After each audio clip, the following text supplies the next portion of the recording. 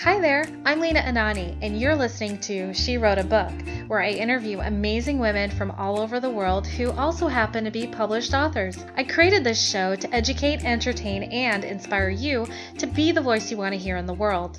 Now let's get started. You are listening to episode number 112 of She Wrote a Book, and today I'm interviewing Linda Bradley, author of the book Maggie's Fork in the Road, a Montana-bound series, book number 2. Maggie Abernathy learns that pesky neighbors John and Chloe McIntyre are moving to Montana. The only problem is she can't fathom living without them now that they've stolen her heart. Where will the fork in the road take her?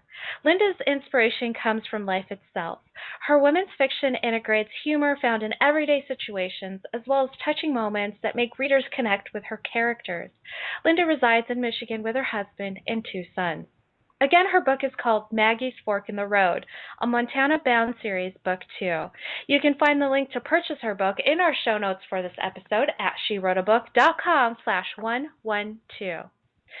So, Linda, it's such a pleasure to have you as a guest here today. My first question for you is this: what inspired you to write and publish this book? I started Maggie's Fork in the Road because my first book, Maggie's Way, when I got to the end and I was about ready to type the end, I was like, I don't think Maggie Abernathy's journey is quite over yet.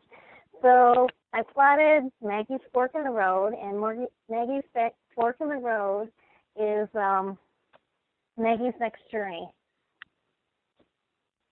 Okay, so this is a sequel to the first book, and that was Maggie's Way? Is that correct? Okay, great. And so what inspired you to create this character, this Maggie character? Who is she, and where did she come from?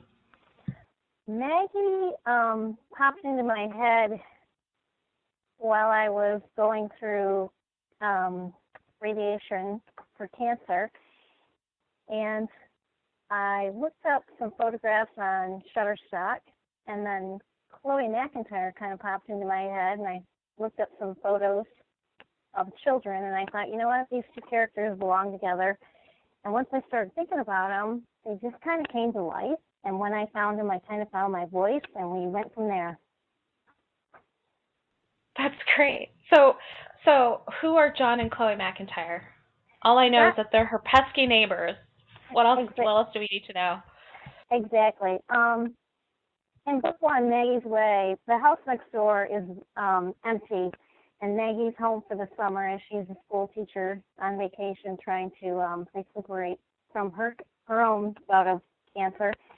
And Maggie meets John and Chloe when they move in. She actually meets Chloe first.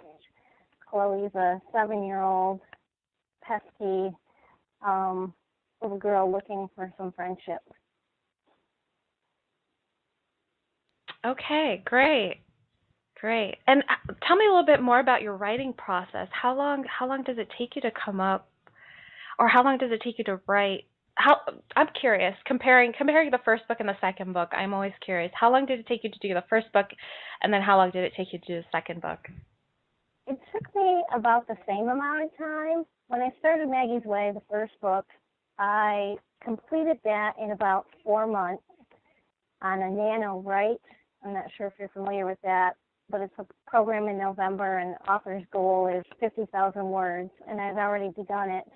So I finished that in about 4 months in November, and then I started Maggie's Fork in the Road, and that took me about 4 months, and I knew there was going to be a third book, and that one took me about 4 months too. So I had a first draft for each book in about a month, or 4 months.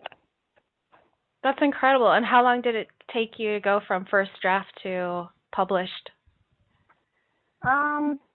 It took me, well, I've been working at writing for quite a while, and I met a woman through Greater Detroit Romance Writers of America. It's a group I belong to, and she's from Soulmate Publishing. Her name's Debbie Gilbert, and I was lucky enough to pitch to her, and I pitched the first book probably, it was pretty soon after I finished it, maybe a month or so afterward, and had it out on submission, and she contacted me and said, we want to publish a book, and I was like, woo!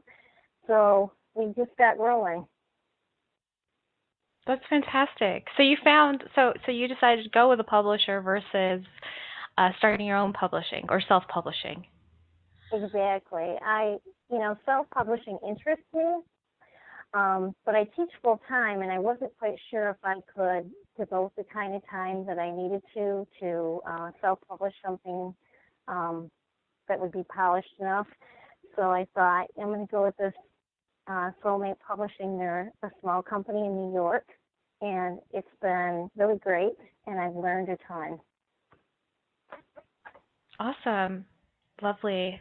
So that's great. I mean, it's always nice to have a publishing company kind of take the reins on the the grunt work that comes after completing your first draft, right?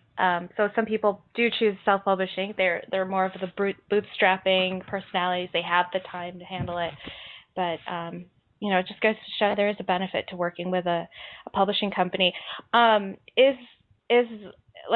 your book was published through Soulmate Publishing. Are they a small publisher or are they a larger publisher? They're a smaller publisher. Yeah, and what was that experience like for you? Well, having never been through the process before, I wasn't quite sure what to expect. And when I got my first round of edits, I was like, oh boy, I wasn't quite sure what to do. You're learning something new and you want to do it right.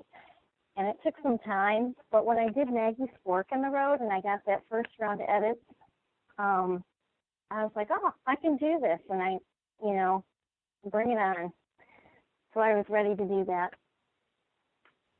Awesome. And I see that you have, I see that you have your book in Kindle format. Do you also have it in paperback? I do have it in paperback. Maggie's Fork in the Road is in Kindle and paperback, like you mentioned. And when Maggie's Fork in the Road comes out, I think I just misspoke. Maggie's Way is in both, and then Maggie's Fork in the Road will come out in ebook first, and then it will be out in paperback as well. Awesome. What was the biggest challenge that you faced as an author with both the first, second, and third book? The biggest challenge was finding time, because I knew what I wanted to write, and I knew I had a limited amount of time. And I was just thinking about this today, like, you do find time for things that you really, really want to do.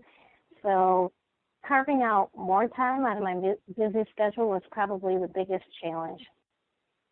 How much time a day do you spend writing? It depends. Some days I spend most of my time like trying to promote and getting ready for blogs and podcasts, and other days I spend, it could be anywhere from an hour to 5 hours writing, depending on how it's going.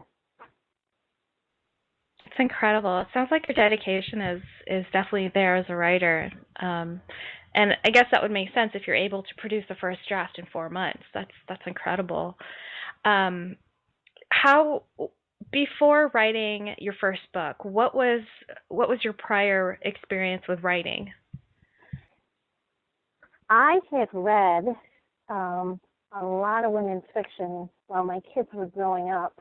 I was thinking about this today too. We lived near a lake and there was a pool very close by, and I'd take them to the park a lot, and I'd always have a novel in hand, and I thought to myself, I really, really want to write a book.